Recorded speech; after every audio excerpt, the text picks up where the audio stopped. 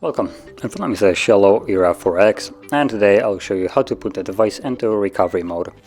So to get started, let's power off the device by holding the power key and selecting power off. And once the device shuts off, you then want to hold power key and volume up. So let's do it right now.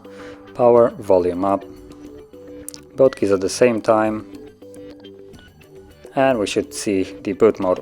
So right here you only use volume up to navigate, and you want to select the first option, which is called recovery mode, and once it's selected, press volume down to confirm it. And then next thing we should see is the Android with no command right there.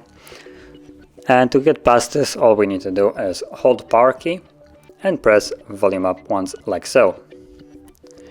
And we're now in recovery mode. And in this mode you will navigate using both volume keys. Volume down goes down and volume up goes up.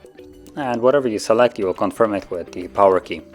And as you can see, you can simply reboot the system, reboot the bootloader, which is fast boot, apply updates, wipe data, wipe cache partitions, mount system, view recovery logs, run some graphic tests, and simply power off the device.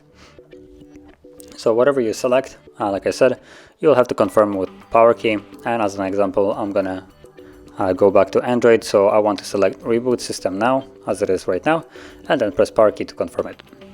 And this will initiate the process, and in a couple seconds we should be back on the home screen or lock screen of the Android.